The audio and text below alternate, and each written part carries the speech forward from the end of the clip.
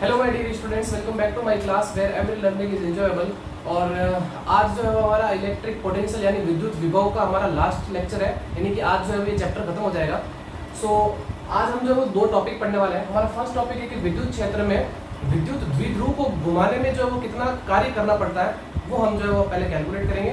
फिर उसके बाद हम जो है वो इसकी स्थिति ऊर्जा के बारे में भी जो है वो पढ़ेंगे।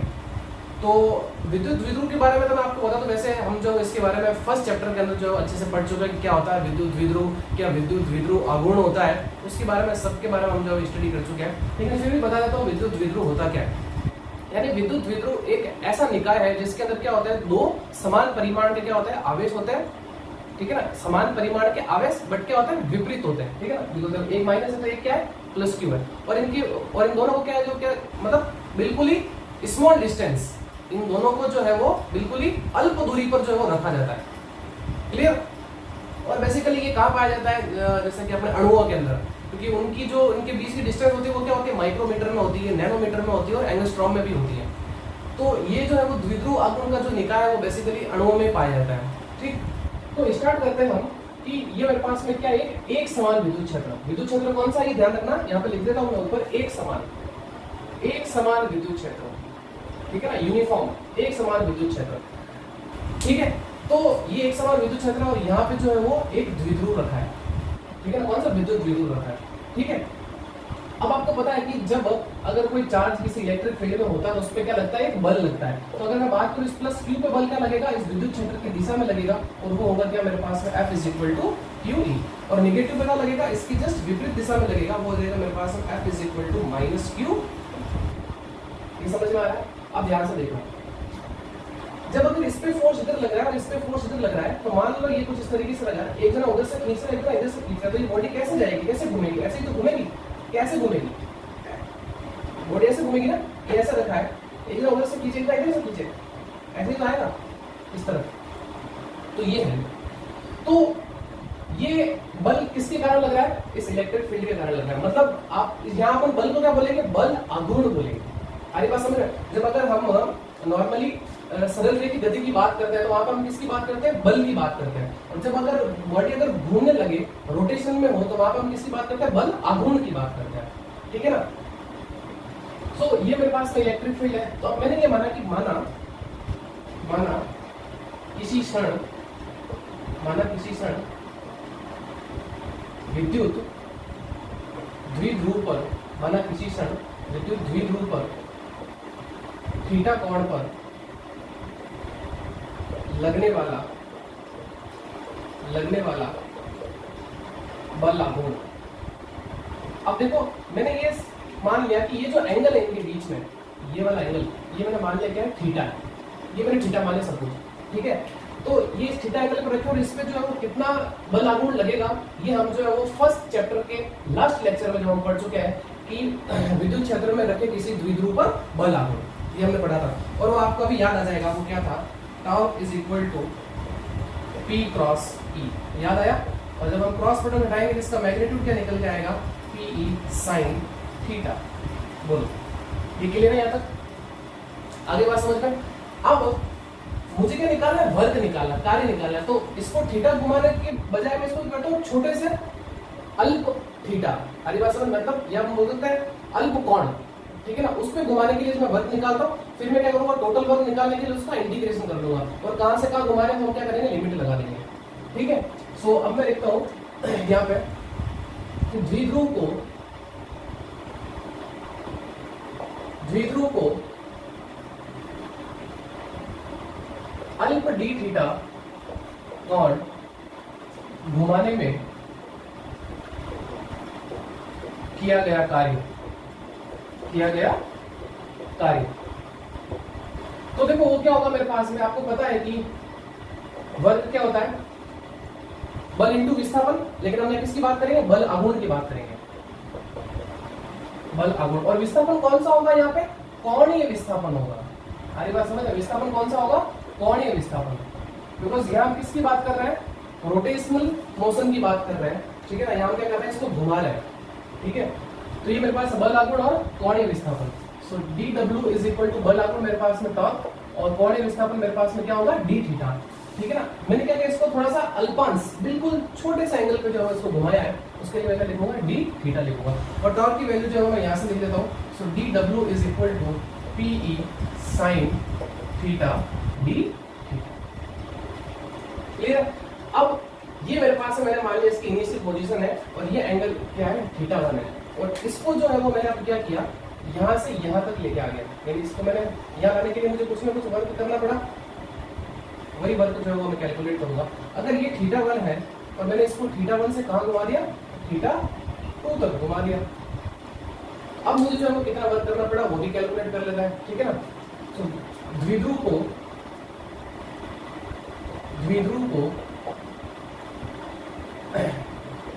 थीटा 1 कोण से थीटा 2 कोण तक घुमाने में किया गया कार्य, तो देखो वो क्या हो जाएगा मेरे पास में, W is equal to integration small work done, और लिमिट लगा लूं मैं कहां से, थीटा 1 से थीटा 2। लिमिट लगा ली मैंने क्या, थीटा 1 से थीटा 2। तो ये हो जाएगा मेरे पास में इंटीग्रेशन dw की वैल्यू रख लो यहाँ पे, pe sin थीटा और फिर d थीटा। तो pe तो कांस्टेंट है, बाहर आ जाएगा। तो w is equal to p को बाहर ले लिया, इंटीग्रेशन करेंगे हम किसका, sin थीटा का। और sin थीटा का इंटीग्रेशन क्या होता है, बोलो फटाफट, माइनस cos थीटा। तो माइनस को मैंने बाहर ले लिया, एंड और थीटा 1 और ये थीटा 2। अब लिमिट लगा लेंगे, upper limit minus lower limit, तो ये हो जाएगा cos theta 2 minus cos theta 1। Minus को अंदर भेज दो। So w is equal to pe cos theta 1 minus cos theta 2। ये है मेरे पास में कुल किया गया कार्य। जब अगर हम किसी द्विध्रुव को उसकी इनिशियल पोजीशन से किसी या हम बोल सकते हैं कि थीटा 1 से थीटा 2 तक घुमाने में जो वर्क करना पड़ा वो कितना होता है, वो होता है w is equal to pe cos theta 1 minus cos theta 2। Clear है, आगे बढ़ा जाए। अब कुछ स्पेशल केस कर लेते हैं यहाँ पे, है ना। तो देखो मैंने माना फर्स्ट ले लेता हूँ यहाँ पे कि व्हेन, यहाँ से ले लेते हैं, जब theta 1 equal to 0 and theta 2 equal to 90, यानी कि मतलब कि ये द्विध्रुव पहले ऐसा रखा था और इसको मैंने क्या किया, ऐसे 90 डिग्री पे घुमाया। तो देखो कितना वर्क करना पड़ा। So w is equal to pe cos 0 minus cos 90, और cos 90 आपको पता है कितना होता है, 0 होता है। So w is equal to pe, और ये हो जाएगा मेरे पास 1 minus 0। So w equal to कितना आ गया, p। इतना वर्क जो मुझे करना पड़ेगा जब अगर मैं उसको 0 डिग्री से 90 डिग्री घुमाऊंगा। नाउ सेकंड एक और ले लेते हैं, जब थीटा 1 इक्वल टू 0 एंड ये हो जाएगा मेरे पास में थीटा 2 इक्वल टू 180। ये हिंदी इंग्लिश छोड़ो, बोलो सर कभी हिंदी कभी इंग्लिश, ये ठीक है। तो थीटा 1 0 और थीटा 2 कितना, 180। तो देखो क्या होगा, w is equal to pe cos 0 minus cos 180। So w equal to pe cos 0 की वैल्यू 1 और cos 180 की वैल्यू क्या होती है, -1। सो माइनस माइनस मिलकर प्लस हो जाएगा। सो ये हो जाएगा w is equal to 2pe।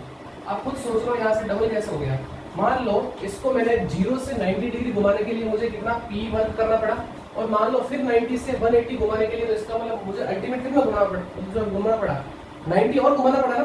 तो उसके लिए क्या हो जाएगा, p प्लस p 2p, ऐसे भी सोच सकते हैं, है ना। 90 घुमाने के लिए p, तो 180 घुमाने के लिए 2p। क्लियर है। और अगर 270 घुमाओगे तो 3p। तो इस तरीके से, ठीक है ना।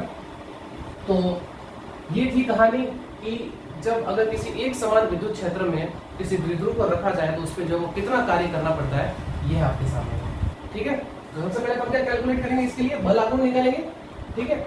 और फिर वर्क हमें पता है कार्य क्या होता है, बल इंटू विस्थापन। लेकिन हम यहाँ पे बात करेंगे बल आघूर्ण की, और विस्थापन कौन सा, कोणीय विस्थापन, जो क्या है मेरे पास में डी थीटा। ठीक है ना, द्विध्रुव को अल्प डी थीटा कोण घुमाने में किया जाए कार्य। फिर अगर मुझे द्विध्रुव को क्या किया, थीटा 1 से थीटा 2 तक घुमाना है, तो मैं क्या करूँगा, उसका इंटीग्रेशन कर दूंगा और लिमिट लगा लूंगा क्या, जो थीटा 1 से थीटा 2। क्लियर। तो आई होप आपको ये समझ में आ गया होगा। तो फटाफट इसका स्क्रीनशॉट लीजिए, फिर हम आगे बढ़ते हैं कि किसी विद्युत द्विध्रुव को अनंत से जो है वो किसी बाह्य विद्युत क्षेत्र में लाने के लिए कितनी स्थितिज ऊर्जा जो है वो चाहिए। ये हम बोल सकते हैं कि जो वर्क है कितना वर्क करना पड़ता है वो वर्क ही क्या होता है स्थितिज ऊर्जा के रूप में जो संचित हो जाता है। ठीक है, तो take a screenshot. So students बात करते हैं हमारे नेक्स्ट टॉपिक की, वो है हमारा बाह्य विद्युत क्षेत्र में किसी विद्युत द्विध्रुव की स्थितिज ऊर्जा। ठीक है, यानी कि ये मेरे पास में कोई बाह्य एक समान विद्युत क्षेत्र है, इसमें क्या क्या मैंने एक विद्युत द्विध्रुव को रखा है। ठीक है, तो इसको मैं यहाँ इस विद्युत क्षेत्र में लेके आया हूँ तो मुझे कितना कार्य करना पड़ेगा, वही कार्य जो है वो किसकी फॉर्म में होगा, मेरे स्थितिज ऊर्जा के रूप में होगा। आगे बात समझ में, यानी कि विद्युत द्विध्रुव को अनंत से विद्युत क्षेत्र में लाने के लिए किया गया कार्य स्थितिज ऊर्जा के बराबर होगा। क्लियर? तो चलो, तो मैंने ये माना कि इनको मैं कहां से लेके आ रहा हूँ, अनंत से लेके आ रहा हूँ। ये अनंत से किसको लेके आ रहा हूँ, एक तो ये माइनस क्यू चार्ज है और ये मेरे पास में प्लस क्यू चार्ज है, मतलब ये द्विध्रुव है। ठीक है ना, इस द्विध्रुव को जो है मैं यहाँ अनंत से कहाँ लेके आ रहा हूँ, इस विद्युत क्षेत्र में लेके आ रहा हूँ। तो मुझे लाने के लिए जो कुछ वर्क करना पड़ेगा। ठीक है, तो देखो, और ये विद्युत क्षेत्र इस तरफ है, तो देखो इसमें सबसे पहले अगर मैं प्लस क्यू को लेके आऊंगा, अगर बात समझ में, मतलब मैं इसको ये मानता हूँ कि अगर प्लस क्यू को तो छोड़ो, इसको एक साथ लेके आ रहा हूँ मैं यहाँ पे। ठीक है ना, एक साथ लेके आओ, चाहे एक एक करके लेके आओ, कोई फर्क नहीं पड़ता है। तो जब मैं इसको लेके आऊंगा तो आपको पता है कि जब कोई चार्ज किसी विद्युत क्षेत्र में आता है या कोई आवेश किसी विद्युत क्षेत्र में आता है तो उस पर क्या लगता है, एक बल लगता है। तो प्लस क्यू में किस तरफ लगेगा, विद्युत क्षेत्र की दिशा में, और माइनस क्यू में क्या लगेगा, इसके जस्ट विपरीत दिशा में। तो आपको पता है कि प्लस क्यू के लिए तो मुझे कोई वर्क भी नहीं करना पड़ेगा। बोलो कैसे? प्लस क्यू के लिए मुझे जो है वो वर्क नहीं करना पड़ेगा। क्यों नहीं करना पड़ेगा? क्योंकि देखो इस पे जो कार्य कौन कर रहा है, विद्युत क्षेत्र खुद कर रहा है। आगे बात समझ, देखो हमें तो कार्य करने की जरूरत नहीं है, विद्युत क्षेत्र जो है वो खुद इसको लेके जा रहा है। आगे बात समझ में, तो मुझे जो है यहाँ पर कोई वर्क करने की जरूरत नहीं है। तो जब अगर मैं माइनस क्यू की बात करूं तो माइनस क्यू को देखो कहाँ लाना पड़ेगा, इस प्लस क्यू से 2a से, मतलब 2a अधिक दूरी पर लेके आना पड़ेगा। यानी कि वापस समझो इसको कि माइनस क्यू के लिए मुझे क्या करना पड़ेगा, वर्क करना पड़ेगा। ठीक है, बिकॉज इसमें फोर्स भी क्या लगा है, इसके अपोजिट डायरेक्शन में लग रहा है विद्युत क्षेत्र के। और पहली बात तो ये कि प्लस क्यू यहाँ है और माइनस क्यू यहाँ है, तो इसका मतलब माइनस क्यू को मुझे प्लस क्यू से कितनी दूरी अधिक लाना पड़ेगा, 2a दूरी जो है मुझे अधिक लेके आना पड़ा। सारी बात समझ में, अगर यहाँ से यहाँ तक मैं इनको लेके आया हूँ तो क्यू को तो यहाँ तक लेके आया और माइनस क्यू को यहाँ तक लेके आया, तो इसका मतलब माइनस क्यू को लाने के लिए मुझे 2a दूरी ज्यादा तय करनी पड़ी। तो इसका मतलब इसके लिए मुझे कुछ कार्य करना पड़ा। तो वो कार्य क्या होगा, तो देखो आवेश माइनस क्यू पर किया गया कार्य, तो देखो क्या होगा, उसको मैं W1 दे देता हूँ, हो जाएगा मेरे पास में क्या, बल इंटू विस्थापन। तो अब देखो इस पे बल कौन सा लग रहा है, ये तो लग रहा है माइनस क्यू, और विस्थापन कितना है, 2a। ठीक है, और आपको पता है Q इंटू 2a क्या होता है, P होता है विद्युत द्विध्रुव आघूर्ण। So W1 is equal to minus PE, और यही मेरे पास में क्या है, इसकी स्थितिज ऊर्जा। अभी तो मैं इसको लेके आया हूं यहाँ पे। अब अगर मान लो इसको मैंने क्या किया कि कुछ एंगल पे जो है इसको रोटेट किया, यहाँ प्लस क्यू और यहाँ माइनस क्यू। ठीक है, ये और ये एंगल जो है वो है मेरे पास में, मैंने मान लिया कितना, थीटा। ये थीटा एंगल है। ठीक है, पहले कितना था एंगल, 0 से मैंने कितना घुमा दिया इसको, थीटा घुमा दिया। तो मैं यहाँ पे लिखता हूँ कि विद्युत द्विध्रुव को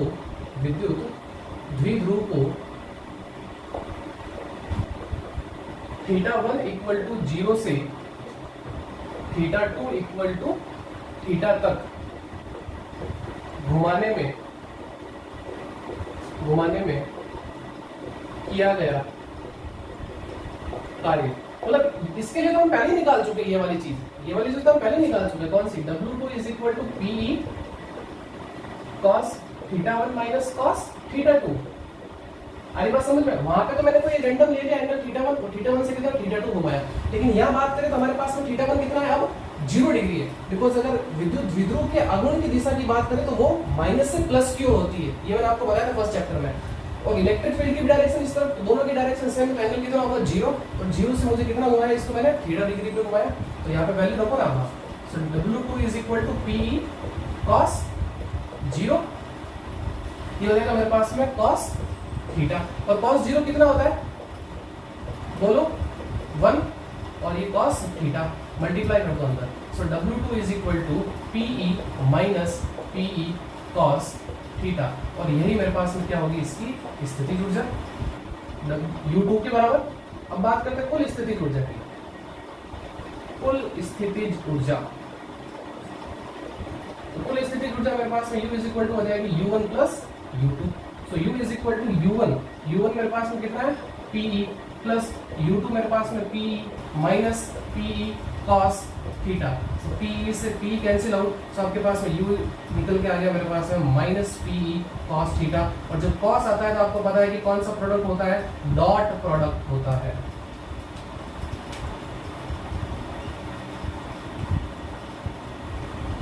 ये है मेरे पास में स्थिति। तो पहले तो क्या किया, इस विद्युत द्विध्रुव को अनंत से यहाँ पे लेके आया, तो उसके लिए मेरे पास में कार्य आ गया। अब इसको अगर मान लो थोड़ा सा थीटा कोण में घुमाया तो कुछ ना कुछ वर्क करना पड़ेगा, और वो वर्क हम पहले कैलकुलेट कर चुके हैं, ठीक है। और फिर क्या किया, और ये दोनों वर्क क्या होंगे, स्थितिज ऊर्जा के रूप में संचित हो जाएंगे, और कुल मेरे पास में स्थितिज ऊर्जा आ जाएगी, जिसमें हम U is equal to U1 plus U2 से निकाल लेंगे। अब बात करते हैं कुछ स्पेशल केस की इसके अंदर, ठीक है। स्पेशल केस की बात करते हैं, तो देखो क्या है स्पेशल केस। तो स्पेशल केस में वही है कि फर्स्ट जब थीटा बराबर 0 हो तब, तो देखो क्या हो जाएगा मेरे पास में U is equal to minus PE cos 0। तो इसका मतलब U इज इक्वल टू आ जाएगा कितना, माइनस PE। इसको हम बोलते हैं स्थायी साम्यावस्था, स्थायी साम्यावस्था। अच्छा, इसके बारे में भी हम जो पहले डिस्कस कर चुके हैं, स्थायी साम्यावस्था और अस्थायी साम्यावस्था। ये क्या है, स्थायी साम्यावस्था बता दो मैं क्या है, मतलब बेसिकली जब अगर कोई बॉडी, जब कोई वस्तु अगर किसी उसकी प्रारंभिक स्थिति में रखी हो, और अगर हम उसको थोड़ा सा अगर हम उसमें विस्थापन करें या थोड़ा सा हम उसको जो खिसकाएं, तो वापस क्या हो जाए, वो अपनी उसी स्थिति में आ जाए, उसको हम क्या बोलते हैं, स्थायी साम्यावस्था। जैसे आप भी तो हो ना, आपको भी सुबह अगर मम्मी पापा उठाते हैं तो वापस अपनी स्थायी अवस्था में आ जाते हो, है ना, वापस हो जाते हो, ताकि थोड़ा बाद में उठेंगे। तो वो कौन सी है, स्थायी साम्यावस्था। तो उसके लिए यही है कि अगर ये मेरे पास में विद्युत द्विध्रुव है, इसको मैंने जैसे ऐसे घुमाया तो आपको पता है कि इस पे फोर्स एक तो इस तरफ लगेगा और इस पे फोर्स इस तरफ लगेगा। तो देखो ये इस तरफ खींच रहा है, ये इस तरफ खींच रहा है, तो बॉडी वापस देखो अपनी ओरिजिनल पोजीशन पे आ गई। यही है मेरे पास में क्या, स्थायी साम्यावस्था, ठीक है। नाउ सेकंड की बात करते हैं, जब थीटा बराबर 90 डिग्री हो तब, तो देखो मेरे पास में U is equal to minus PE cos 90, और cos 90 मेरे पास में कितना होगा, जी। तो ध्यान से देखना, जब अगर 90 डिग्री पर अगर हो मेरे पास में विद्युत द्विध्रुव, तो उसकी स्थितिज ऊर्जा कितनी होती है, 0 डिग्री होती है, ये याद रखिए। Clear, cos 90 0, so potential energy भी यानी स्थितिज ऊर्जा भी क्या, 0। नाउ थर्ड, जब थीटा बराबर 180 डिग्री हो तब, तो देखो U is equal to minus PE cos 180। So U equal to ये माइनस PE और cos 180 कितना होता है, -1। So U is equal to मेरे पास में निकल के आ जाएगा कितना, PE। या इसको बोलते हैं हम क्या, अस्थायी साम्यावस्था, अस्थायी साम्यावस्था। अब अस्थायी का मतलब क्या है, जैसे कि अगर कोई वस्तु प्रारंभिक स्थिति पर रखी है उसकी, ठीक है, और उसको हमने थोड़ा सा धक्का दिया, तो उसने क्या किया, अपनी पोजीशन छोड़ दी, इनिशियल पोजीशन छोड़ दी। इसको मैं समझाता हूँ देखो कुछ इस तरीके से, यानी कि ये मेरे पास में विद्युत क्षेत्र है, ठीक है, ये मेरे पास में विद्युत क्षेत्र है, और विद्युत द्विध्रुव को क्या किया है, 180 डिग्री पे रखा है। यहाँ माइनस क्यू होगा और यहाँ प्लस क्यू होगा। तो देखो विद्युत द्विध्रुव की दिशा क्या होती है, माइनस से प्लस की ओर। इलेक्ट्रिक फील्ड ऐसे, इनके बीच में एंगल कितना, 180।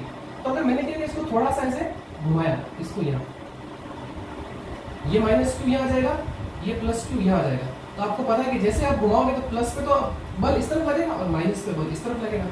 तो देखो क्या क्या, बॉडी रोटेट हो गई, अरे वापस अपनी उस अवस्था में नहीं है। लेकिन यहाँ पे क्या था, माइनस इस तरफ प्लस इस तरफ, इसको थोड़ा सा घुमाया, इस तरफ बल लगा, इस तरफ बल लगा, और वापस बॉडी क्या हुई, अपनी ओरिजिनल पोजीशन पे आ गई। लेकिन यहाँ पे तो उल्टा हो गया, सब कुछ सब उल्टा उल्टा, ठीक है ना। तो इसको जो मैं यहाँ से हटा देता हूँ। सो ये थी कहानी स्थितिज ऊर्जा की। कि जब किसी बाह्य विद्युत क्षेत्र में अगर कोई द्विध्रुव रखा हो तो उसकी क्या स्थितिज ऊर्जा होती है, वो ये।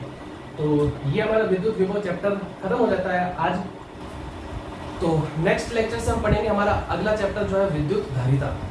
तो आज के लेक्चर में बस इतना ही, मिलते हैं नेक्स्ट वीडियो में।